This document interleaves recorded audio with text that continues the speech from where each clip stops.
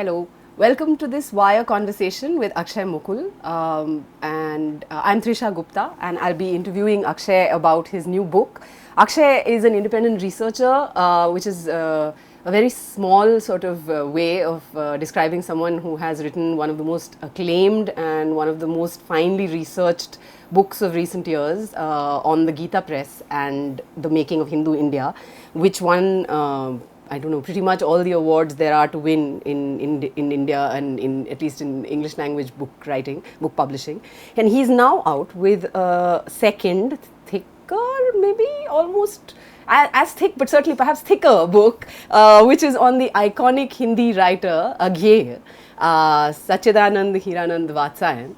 And Agyeya was a colossus of the Hindi literary world through the 20th century, and we'll find out why so many people outside the Hindi literary world don't actually know very much about Agyeya today.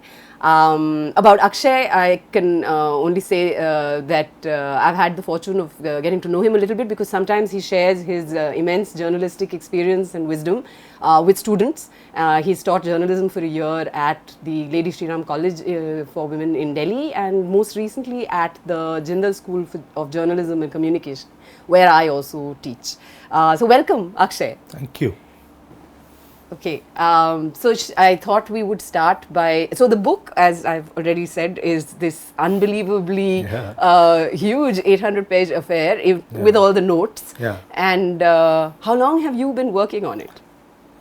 Almost 5 years. It becomes like almost an undergrad course plus 1 year book project now. Yeah. It's a good way of putting it. Yeah. मतलब लगन से आपने मतलब पूरा undergrad course devote किया है to Agyeya. Agyeya, and there has been a biography of Agyeya in Hindi before this, Yes. but nothing has ever been written about him in English biographically. No, even the Hindi one was written in his lifetime. In a way, you can say it was a controlled biography, because Agyeya was aware of it. Chapters were being shown to him. Yeah. He was being interviewed. Yeah. So, a lot of things which normally when a biographer will ask about his subject are missing. I don't know whether it was deliberate or so. I would not like to comment beyond that, but yes, there is a biography in Hindi. That, which is very much. It sounds very much like. I mean, I've not read that book, but it sounds very much like an authorized. Yeah, it was an authorized. It was released on his 75th birth anniversary in Delhi. Shikhar se Sagar tak. Right. Yeah. And so this book, I feel like I've spent a long time reading it, so I can't even imagine how much work went into the writing of it, because reading it is scintillating, and yet one does see the archives, the many archives that you worked on. But maybe before we get to talking about the process of your writing it, I want to try and draw people into Agyeya, because I feel like he is such a fascinating figure. One of the things that struck me really quite early in the book, you talk about Agyeya is sort of getting having this idea of living dangerously. He has this immensely varied life, where as the book's title itself suggests, you know, the writer, rebel, soldier and lover. And the thing about living dangerously, apparently he first encounters in from Nehru in the 1929 Lahore Congress. Yeah, he writes in great detail about his experience of the Congress, what is happening in the camp, how the workers behave, how the police behaves, and you also see his kind of frustration with that politics. You see that he's seen it, but he doesn't like it, and that kind of explains why he's drawn to revolutionaries in college. Because he's still in college there in Lahore, in Foreman Christian College. So Nehru remains his hero in many ways. He's probably the only one in Congress whom he never talks ill about, never writes against. He even becomes part of the Nehru commemorative volume, yes, 60th absolutely. birthday. Yeah, it seems like a personal admiration. Yeah, and he chases Nehru down for the foreword for his prison poems. That's right. And Nehru is also very indulgent to him. So yes, that living dangerously, and he also gets a close interaction with the politics of the way it's done, what leaders do, how politics gets articulated to masses, and the soul frustration, as I said, builds up, and then he thinks that the real politics is and could be his age, because he was in his 20s. So he moves towards revolutionaries, and then since then that 4 years gone, that's like living life really dangerously. He joins becomes Hindustan Republican Socialist Association or army. The association, Hindustan Socialist Republican Association, becomes part of, starts as a pamphleteer distributing pamphlets and becomes part of the main gang. Gets a name like scientist. He is known for being explosive expert. Is supposed to be expert at making and is bombs. then in prison for 4 years, for the Delhi conspiracy case. Yes. And it is actually remarkable. I was looking up because we know the names Bhagat Singh and we know Chandrasekhar Azad, but we barely know the large numbers of other revolutionaries that were actually involved for short or long periods of time with. And some of these people, many of these people also seem to have literary careers. The other person that there is a connection with, which I was quite stunned by this, was Yashpal, who's also very much part of that movement with a complicated relationship with Agyeya, which we won't go into. But it seems like, Agyeya is very strongly involved as in his role as a sort of young, just graduated science student, and actually with this moniker, scientist. It's an almost, it's very cinematic, actually. It's very cinematic. That entire period is very cinematic, and if you see the entire proceedings, that also is very cinematic. In fact, you and I were talking about it, that, well, for a reader, they might think that I have kind of gone overboard writing about that whole procedure which is happening in the Delhi court case. The court case. My editor was like, had to really put her foot down and say, look, I'm cutting 10,000 words out of it. So what you see is This is the truncated version? This is the truncated version. Yes. I kind of, what happens when, there's so many myths about Agyeya's life as a revolutionary. So when you stumble upon something which is record based, and then you kind of corroborate it with his own private papers, you find that the story needs to be told, because everyone you hear, those who love him, tell you story that how he was the driver who was supposed to, that day when Bhagat Singh was to be kind of taken out of the jail and the whole conspiracy, everyone will tell you that Agyeya was to be the driver. The records don't say that. Records name someone, Mr. Singh. It could be Agyeya, which I have written that it could be Agyeya. We don't know. But all the myths that he learned driving overnight, for all that. No one learns driving overnight and given the charge of doing something like this. You know? And so I kind of got a little obsessive, I must admit, writing about it, because this needs to be told. But I think it's an absolutely it's a little, it could be a little book in itself. You see, the earlier part of because he has these different, quite definite sort of sections of his life. In some way, he chooses to have those, right? So in some ways, the revolutionary Agyeya is very much a sort of a story in itself, and I feel like the unfolding of the court case is a kind of climactic event, and then there is in that narrative, I'm sorry to create an almost fictional narrative out of this, but in that narrative it's almost like the writing of Shekhar Ek Jeevani is like a literary coda to this very eventful life, because he starts writing his first novel, which is a very, very celebrated modernist novel, perhaps the modernist novel, the pioneering Hindi modernist novel. He starts writing it in jail. In jail, and if you remember, there's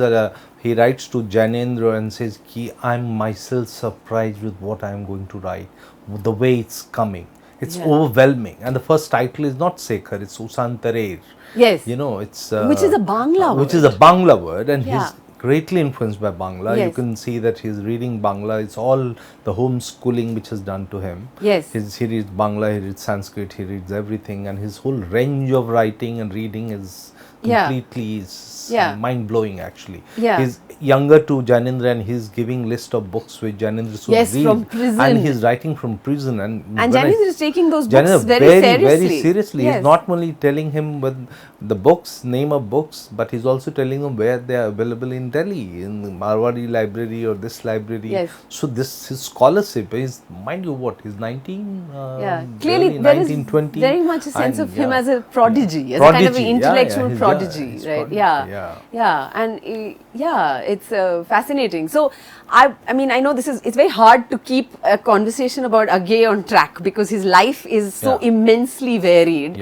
And but let me just say that maybe to come to Shekhar, since we've actually arrived at this first novel, which takes a long while for him to actually bring it to the form in which it is published, and it's published in 2 parts.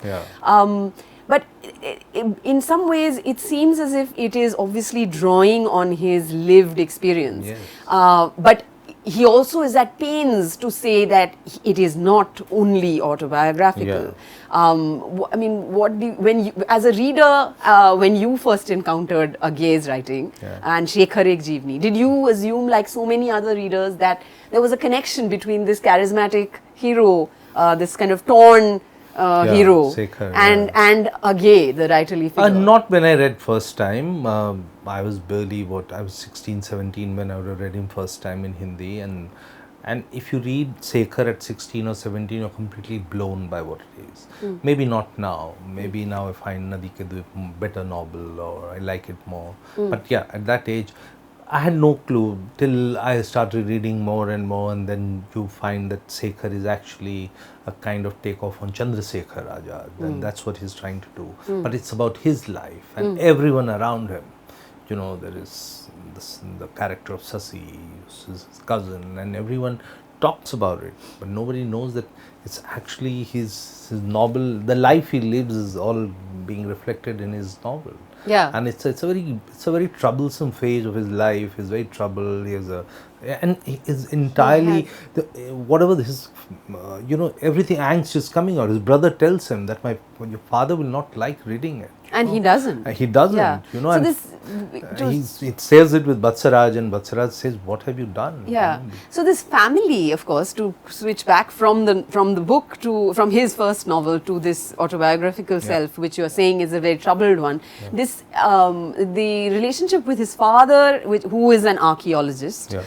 This features a great deal in the shaping of Agyeya. Also allows for an itinerant childhood of a sort that is quite rare and a privilege, and I think Agyeya seems to really enjoy and use that. I mean, I think I was very struck by the time he spends in South India and the ways that, Ooty or a college in Chennai, these things for a sort of Brahmin North Indian Hindi writer, these are very unusual experiences, and among all his children, Hiranand Sastri, he seems to be his favorite. Therefore, Hiranand is always pained also more whenever Agyeya is not doing what he wants him to do. He knows he's a prodigy. In fact, when what is the name?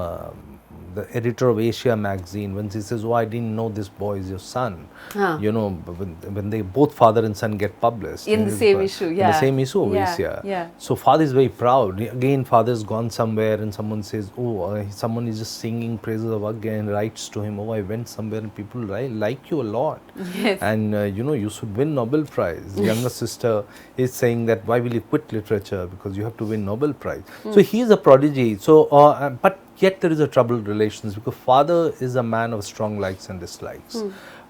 Father has his own, he loses, his wife dies, and he has so many children to take care of.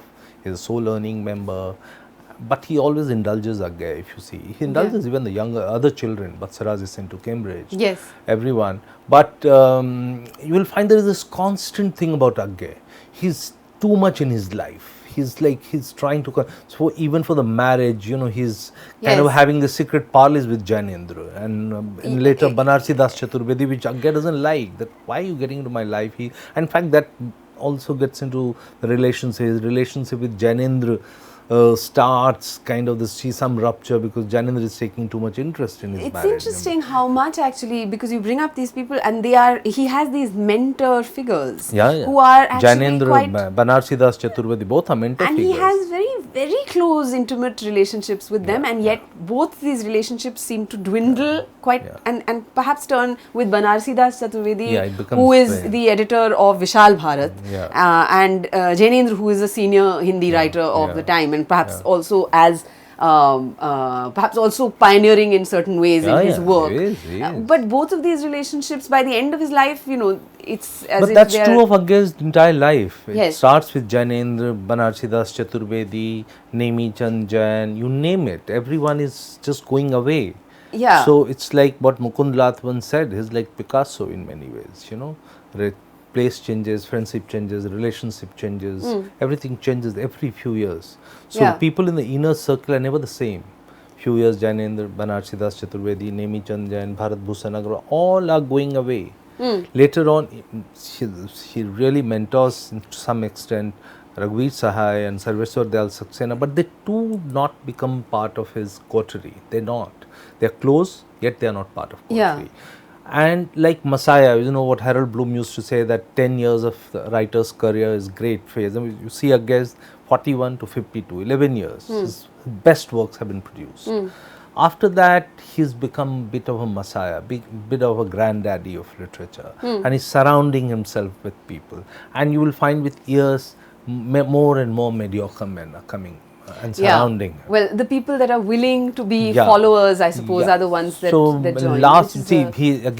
I forgot to name Dharmveer Bharti. Again, Dharmveer Bharti is someone who Agyeya mentors, but at some point they just fall apart. They just take two different routes. So these Agyeya's literary feuds are sort of legend, at least in the Hindi literary world. Yeah.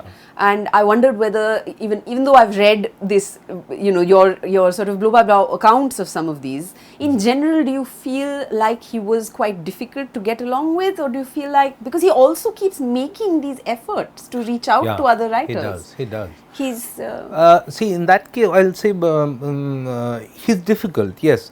An image is also created of Agyeya that he keeps to himself.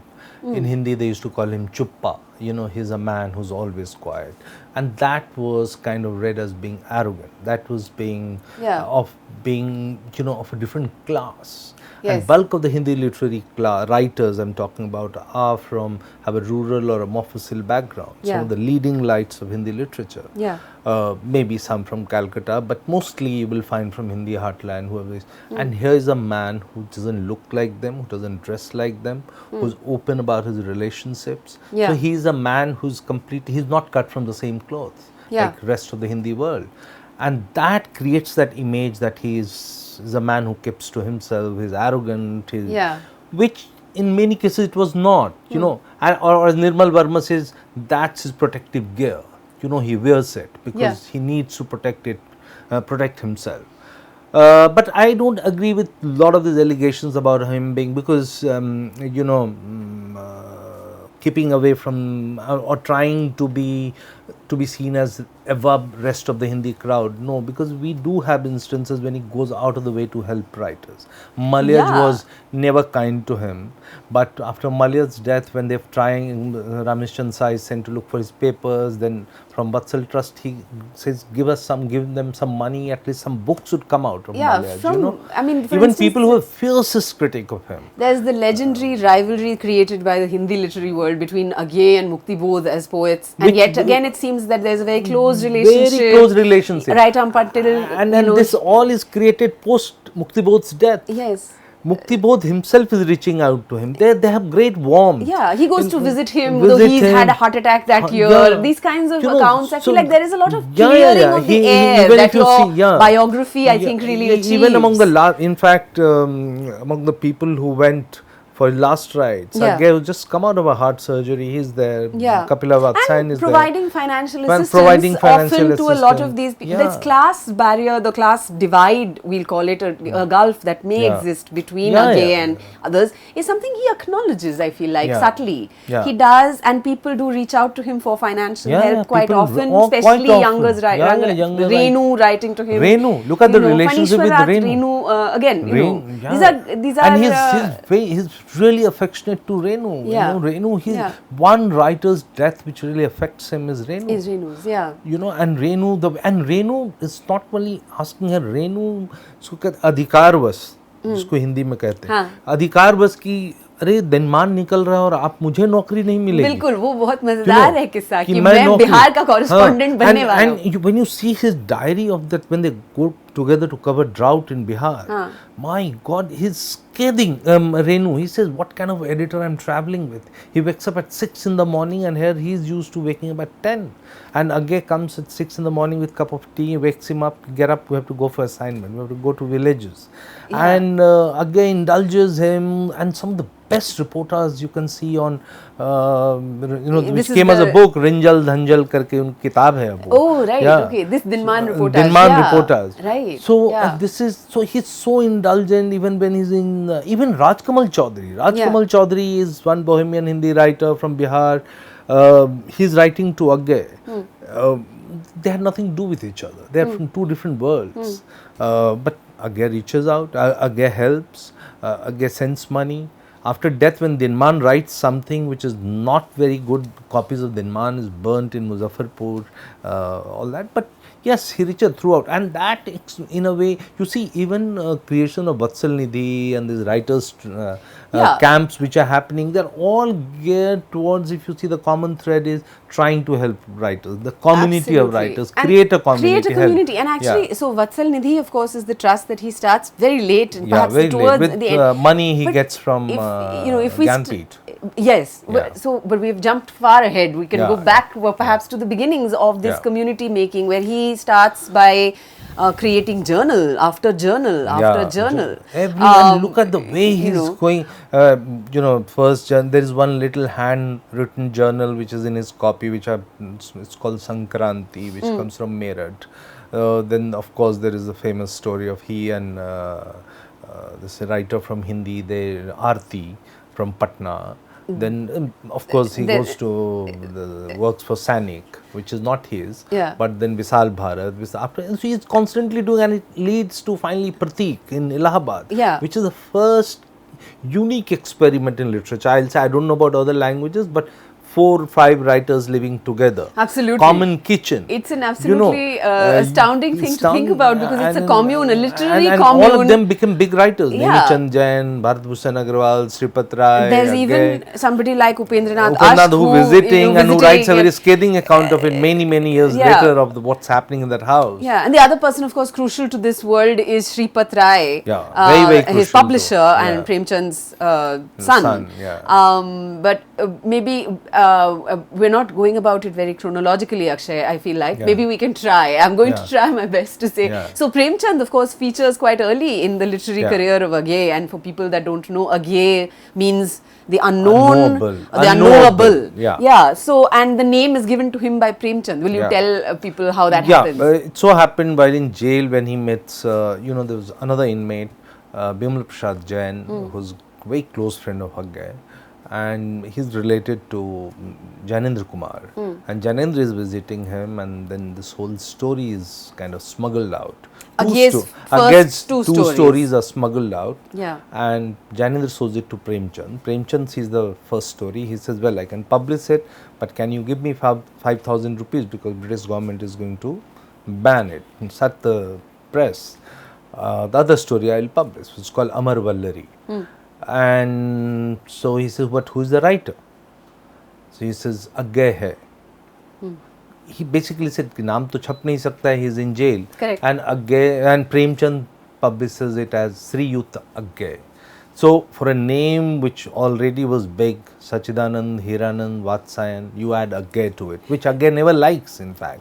But well, it got stuck. But the name sticks. It sticks, and then Later on, he tries to make that whole distinction of writing poetry in Agyeya, writing newspaper articles in Vatsyayan and all that. But Yes. mostly it's Agyeya, which is like the world knows him as Agyeya. Very few people, except few people who still call him Vatsyayan, or in the Dalmia family, who is still called Vatsal.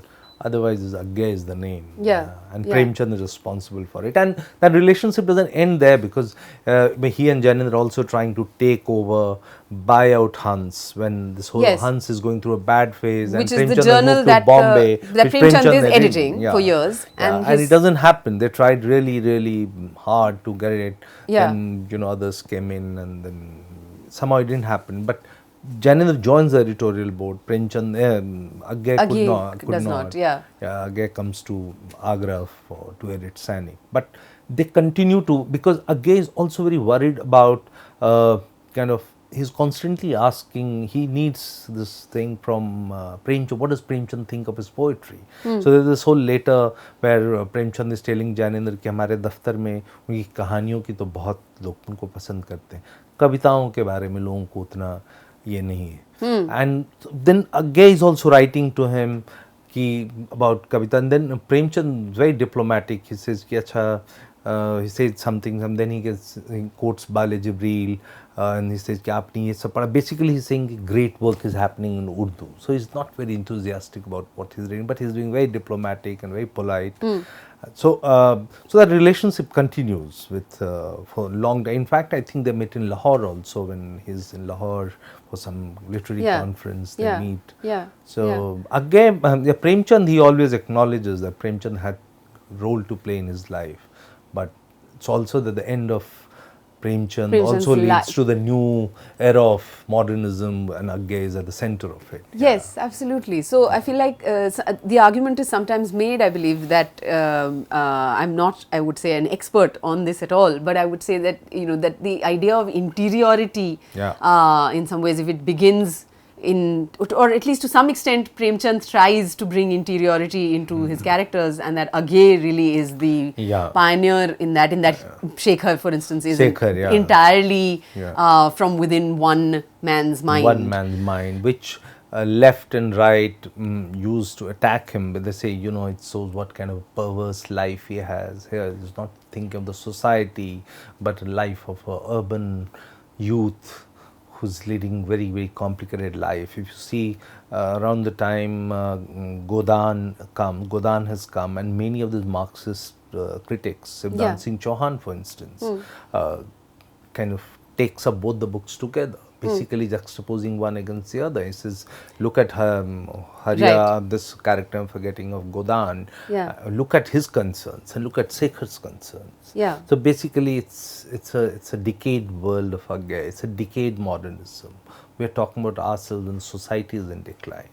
So they're trying to do this, but whatever they do, modernism is there now, and slowly the movement starts. It's interesting that this is one of the early reactions to, this contrast between, because of course this plagues Agyeya through his life, this idea that he is somehow indulgent, self-indulgent, and elite, and these are themes that keep coming up over and over, and we've talked about them in relation to his relationships with the Hindi world, but also in terms of his politics in general, and some of it in terms of so, for instance, let me ask you a little bit about how you would characterize his politics, because his relationship with the progressive movement, which is sort of a dominant strain of writers at the time that he is also emerging as a writer, is quite fraught. It's quite fraught. At one point, they do this anti-war conference in Delhi, where everyone has come, even people from left have come, but mostly he feels very let down by the left with the way, the kind of reaction Sekhar received, where the one line is Stalin, or Lenin, sorry, not Stalin. Lenin, he talks Juthan khane wala or something. There's a reference to it in Sekhar, and left never forgives him for that. So resolutions are passed. Right doesn't, of course, like this whole depiction of relationship with your own cousin. Yes. So he gets it from both, and somehow he says later on about his politics that he changes tack a bit. There's a bit of a contradiction. Later on, he says it's not a writer's job to change the world. Writer's job is to write. And if someone asks him, I think this long interview Duke University did, that what would you be known as? He says, at the most, anarchist. You know? Right. Yeah. This and is in later life. This later life. This is what he 70s. claims. This is 70s. Right. And he says, if I was close to one person, it was M.N. Roy, which he is. They're very, very close. Yes. That's Later another on, mentor figure in some he's ways. a big mentor figure. Yes. M.N. Roy is someone he loves. M.N. Roy and Ellen Roy are very close to him. Yeah. Ellen is even close to Kapila and everyone in his circle. And it's a long circle of friends. But politically, he takes not so popular positions. Yes. So, for a revolutionary of the 30s, joining British Army in the 40s. Yes, How do you justify absolutely it? ununderstandable in some so ways. he says for that, in fact, he writes Nadi Ke Dweep is a large explanation, apart from what was happening in his life with Kripa Sen and others. Yeah. It's also his explanation, justification for joining the war, where he thinks, well, fascism is a bigger enemy at this stage, right? Yeah. And if you come to think of it, he was not alone. Well, there were others also saying the same thing, but in the Hindi literary scene, if you see, he gets the real baiting from everyone. Oh, and they say he's a British stooge. And then CCF happens in the 50s and they say, now he's an American stooge. Yes, absolutely. So, labels come to him very easily and quickly from the other side. And he from all sides, apparently. From all sides, yeah. and he's kind of, he's bitter about it. He's very bitter about it. Yeah. I think perhaps he's not careful, and he's in fact, he seems to go all out in when he's taking a particular position. For instance, joining the army is different from the writerly mode, which would be to support it in conversation, be willing to criticize, talk, etc. But there is something about Agyeya, and this is what I mean about the living dangerously, that really stayed with me, that he actually goes there and does it. He sort of puts his money where his mouth is. His partner is a new love with Kripa Sen, and she's telling him in so many words, when fools go to war, when fools join army, you are not a man who's to take orders from some army man. But he goes, and when you read Sidney Bolt's book on this, the entire episode where Agyeya is mentioned, so you have Tariq Ali's father there, you have Sidney Bolt there, you have Agyeya there. So at least these people were going out and doing. So as you said, he's living life dangerously. He could have very well taken a position, sit in Allahabad or Delhi and lived life comfortably. Yeah, but I mean, to be fair, in later years he does gravitate towards a more comfortable life. Yeah, he does. But he has this kind of. In fact, I was going to find that quote where I feel like there's a moment where he says. I think at the time of the Spanish Civil War, he writes to somebody, right? Who he still is mentor at that time. And he says, in spite of all my pacifism, I would like to do something desperate, like enlist in the Spanish Civil War. And he says, and then he says something very interesting, which I thought was really stunning, which was, our country, the present government, doesn't provide any outlet for this craving for dangers. One of the prime causes of terror and terrorism and secret work. I mean, this is a remarkably psychological explanation for what he does in his life, right? So it's almost as if with that sentence, for instance, and many other moments in his life, it seems to me he's driven by non-ideological kind of desires, and that in some ways is also what gets him so much flack. Yes.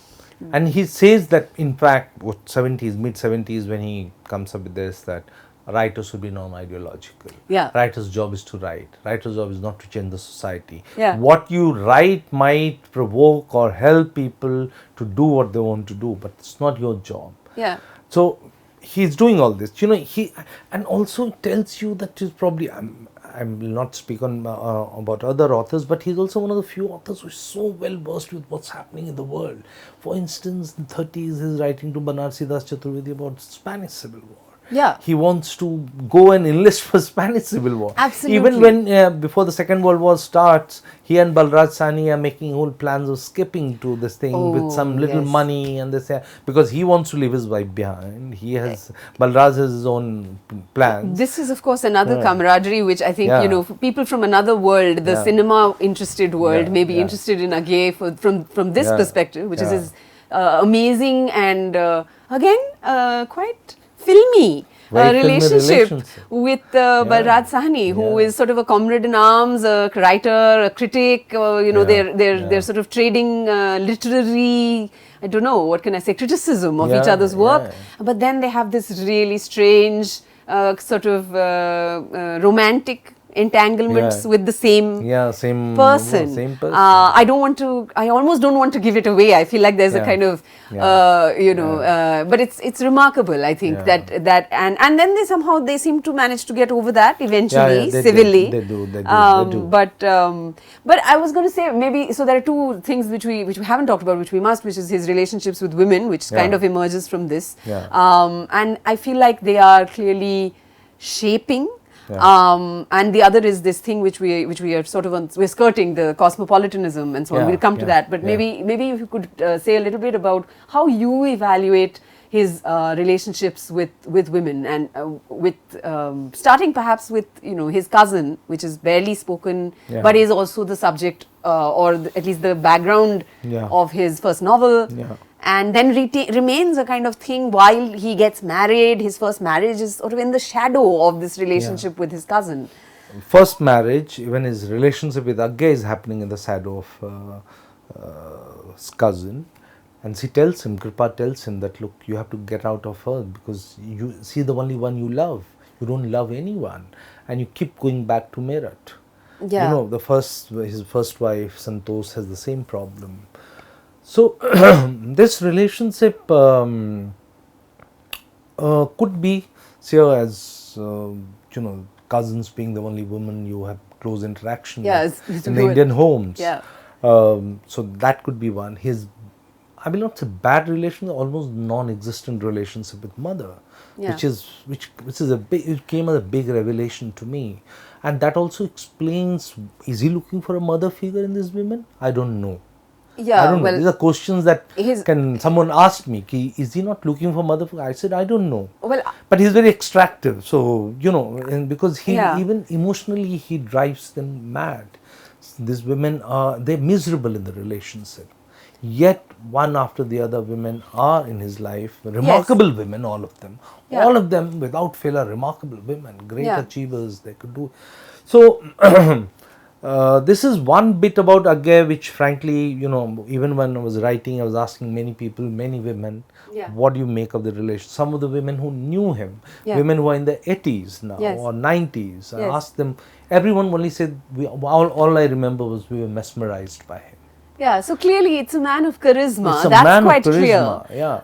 But the thing which I'm going to speculate. I don't know. I want to know what you think, because when you say searching for a mother figure, the first relationship is this cousin of his is older than him, Yes. and perhaps a sort of elder sister figure is Yeah. kind of could be considered that. Yeah. But then as he moves on, he actually, his marriage, which is to somebody roughly his equal in age, is an absolute failure. Absolutely. And his actually successful marriage, which is his next relationship with, and his relationship is very intense, passionate love affair with Kripa Sen, is also something that is sort of very short-lived Very and short. does not fructify in a long-term thing. The long-term thing in his life is actually with both of his long-term relationships are with younger women, far younger than himself. First is Kapila almost Vatsyayan. 18 years, Yeah. and the last partner is 33 years younger. Yes. So, yes. So It's very, very difficult to speculate on any of this, except that some people say with the age he learned. I don't know. with age he learned what? He learned to kind of the mistakes of the past. He's kind of more patient with women, or he's more patient in relationships. But only when you see whatever little is available of his relationship with Kapila, you don't think so. She's the one. She's a very successful, very senior government official. Yeah. She is constantly living. She's constantly looking for his approval for everything that Yes. she does. Well, it What is- is it in this man? Oh, well, this I have to say perhaps is not unique to Agyeya. I think Yeah. we've had, unfortunately, a history of Yeah. very immensely capable women throughout the 20th century Yeah. and perhaps Yeah, now now, too, yeah, who devote themselves to Yeah. the sort of, to enabling the Yeah. career and the joy of a particular man that they admire. So I Yeah. think that is perhaps not only a gay, No, but it's yes. not only a gay. No, but yeah, absolutely and not. then he finds somehow he manages to pretty much replace her with an even younger even partner. younger, I mean, these are, however, the only thing I can say is that I do get the sense that they are to some extent at least, intellectual companions as well. But perhaps mentees in some way again. Yeah, they're meant to see. The only of all the women he has a relationship with, I think Kripa Sen is the only one who returns his silence with her anger. You know what lovers do in relationship. Yeah. Otherwise, everyone is a very muted relationship. It's too much one-sided. Not with Kripa. Yeah. Kripa is a woman who has a mind of her own, and she knows how to give it back. Yeah, her If letters are a her delight. letters are a Whatever delight. we got of them in the book is just astonishing. You know, someone who writes 4 love letters a day, all 4 different from each other, and when she doesn't hear from him, she tells him what she is. At once, it's, you don't know me, I'm a Maratha woman. You know, she has anger. Yeah. Others are very subdued, very calm. They just quietly fade away. She refuses to fade away. Even in the 50s, they meet somewhere in Europe. Yes. And we don't know what happened. And I tried hard to track what happened to Kripa Sen. I couldn't. I tried through Raja Rao's route and everyone. I couldn't get anything. I mean, Kripa Sen, of course, is a fascinating the character. The feeling one has is that one wants to read her Yeah. account of everything, actually. Yeah. But certainly, you know, Yeah. one wishes that she was the writer. That Yeah, she was the writer. Yeah. because she was clearly a writer Yeah, and a half. You know, but okay, let's maybe come to this. Kripa Sen is a fascinating character, but I feel like maybe we should talk about his interest in. I'm switching to that other topic which we're going to come to, his cosmopolitanism or his desire to be read internationally, and sort of using his access in some ways to English is a shaping thing. He's constantly getting translated, trying to translate himself and translating other writers. Yeah. He is bringing together. There is this long phase where he's interested in traveling to Europe, the Rockefeller Fellowship. He manages with great effort and some effort on his wife Kapila Vatsyayan's part as well to get these long stints traveling. There's also the Congress for Cultural Freedom, where again there is an international, but yet there is a constant sort of in his positions that he takes about language. I find this contradiction where he is sort of saying English is not an Indian language. So what do you He's make? very dismissive of the English language. In fact, this Duke University interview that I was talking about, someone gives him an example of Vladimir Nabokov. He says, don't give me an example of Vladimir Nabokov because that's the only example of Russian writing in English and doing a great job of it. But that exception proves my rule that everyone should write in their mother tongue. So it's a contradiction. Here is a man who wants to write in Hindi, wants everyone to write in their mother tongue, yet he's the one who's really into translation. Very early on. Yes. So imagine he's writing to Upton Sinclair and others in the 30s. He's writing to various, he's reaching out to people like, what is the name, the lady who found Allen Ginsberg, Josephine Miles, various others, Leonard Nathan. These are all big names in America and they're all involved in translation of Hindi. So he wants that translation. Yeah. But he's very, very kind of, he had a very hard position on this. And he refused, and people ask him, people take names, what do you think of this writer, that writer in English? He says, Raja, this one doesn't know how to write, Nirad Chaudhary doesn't know. This one, another friend of his, Mulk Raj Anand. I was very stunned by that moment. And they were friends. Mulk Raj Anand was his friend. He's not very kind. Yeah, he's not very kind at all. Yeah. Maybe he's kind a little bit to maybe Khuswan Singh, maybe at one place, but mostly he's dismissive of it because it's not their mother tongue. Why are they writing in it? Yeah. And this Stephen's Literary Journal, the English Department Journal, was interviewed him. It was one of the most interesting interview done of Agyeya by students of Stephen's College. Oh, okay. Yeah, it's called English Miscellany. This journal, I think, since it has kind of discontinued. Okay. There's some interview done in the 60s. And he's constantly harping on this, that look, English is not the language. English is not, we can't write in. So he's taken a position and instead of realizing that he needs to revisit that position, he's hardening it. Yes. We see the hardening of that position. Therefore, it almost borders on Hindi chauvinism at one point. Yes, you know? and that's very So, strange. Yeah, that's very, very strange. And he is the man who's keenest about, translation. His relationship with Rodamel is completely, Yes, goes and haywire because also of his, this novel. even until the 70s or something, he's trying to create this VARC or journals of that sort where he wants to. VARC is what? It's in English. Why is it in English? Absolutely. So does he never express any sense or sort of recognize the contradiction in himself? Did you ever find any not evidence much. of He that? says it's a literary. He says because it's a journal of South Asia. See, VARC is kind of branded as a journal of South Asia, East Asia. Yeah. So you find writers from Sri Lanka, Malaysia, And Japan, Philippines, which he seems very which interested is very in. interested Yeah. in Japan. Yeah. So he's getting them. He says English, therefore I'm doing it in English, and he's getting them translated. Right. You find A.K. Ramanujan's early poems in VARC. Absolutely, yeah. There's some stellar. Some stellar poems, and Ramanujan's frustration sitting somewhere in Pune saying my life is going nowhere, and and I kept publishing him. Nirmal Verma. Raghbir Sahai is taken as assistant editor of VARC. Yeah.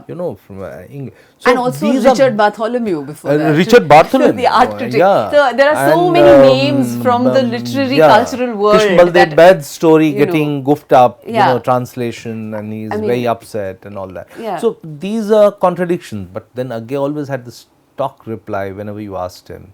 His Walt Whitman Hill quote, I contain multitudes. Well, he certainly did. He certainly did. Certainly did. Yeah, That is yeah. true.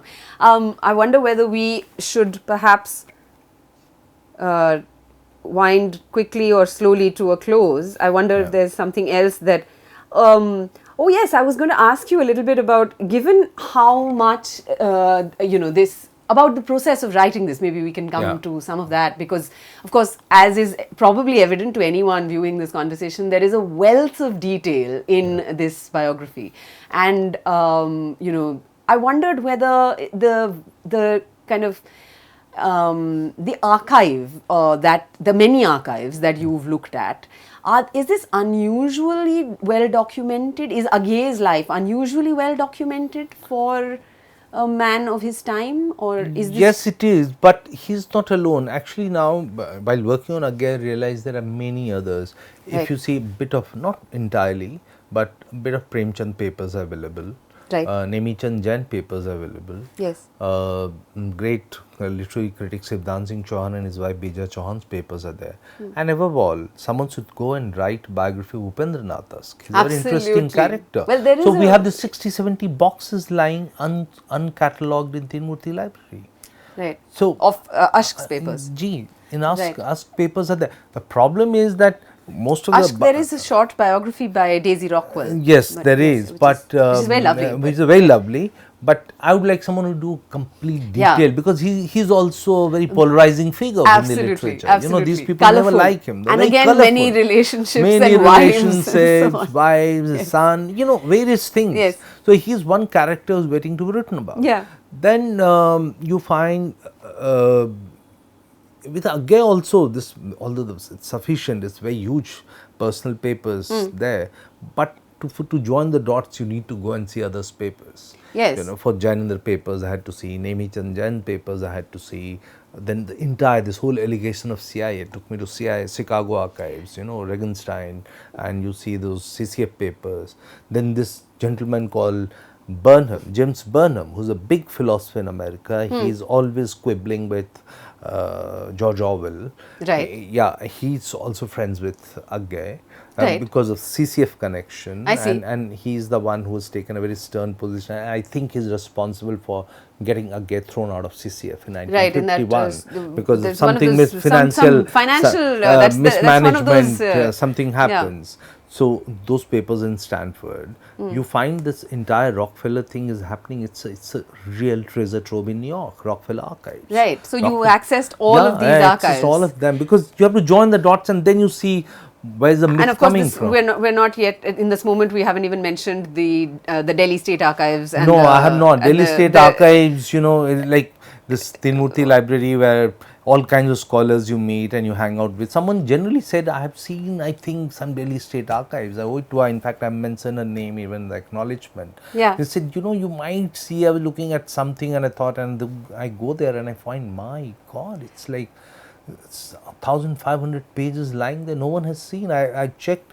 Has it been ever Of issued? the They Delhi said no. conspiracy case. Delhi And conspiracy. really, it's right I mean, there. Everyone in Delhi Yeah. who knows the Hindi world, those who love Agyeya, those who hate Agyeya, will have some 100 stories about the conspiracy case Yeah. without looking at the papers. Apparently, we trade in literary gossip, and Yes. we're content And Hindi with is, that. I don't know about other Indian languages, what happens, but Hindi definitely is. Hindi survives on that.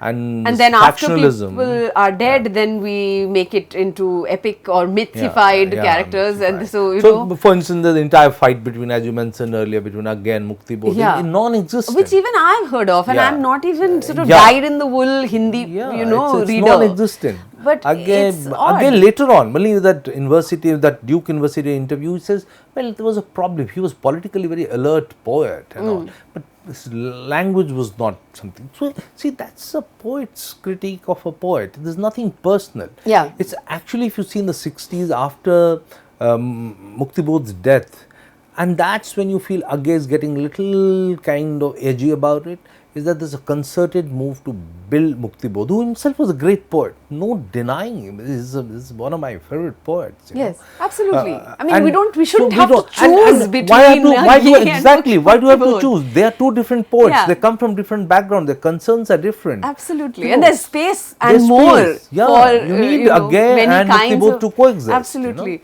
So, but I wonder whether you think that this, given this sort of amazing wealth of archival material that is available to us, why is it that we have so few literary biographies? Even in if not in English, then there are not many. I don't know. Perhaps you know more about Hindi this. starting in or Hindi in starting, any of the but the Indian- problem with biography, I have just done one biography of Well, and you're- visual and biography of an institution. If Gita Press is one, And then you're working on another I'm working on biography another of one. What Jayaprakash my little experience has been that the biographers to completely fade away from the conversation. Just keep yourself away. Many, at least in Hindi biographies that I can tell you, is that what has happened, they are basically assemblage of reminiscences of the writer. I met again, this happened. I met again, this happened. This Baithak, this happened. This Goshti, that happened. As a reader of biography and I read biographies, it bores me. Yeah. It's like your series of reportages about Agyeya's various interactions that the writer had. Draw him out, take him out of that. Just, and one of I keep repeating the example of John Richardson's 4-volume on Picasso. He's a groupie of Picasso. He's an insider. He starts writing after Picasso's death. And 4th volume comes after John Richardson's death. And you just see, he's just unsparing. Yeah. He's unsparing. Never he said that I was hanging out there and this was happening. He's not dropping names. Yeah. He's critical where Picasso needs to. And Needs to be criticized. Needs to be criticized. Yeah, I think, and so also this larger thing of never talk ill of the dead that we have, so we tend to glorify, and how boring a man would be if there is only good things about him.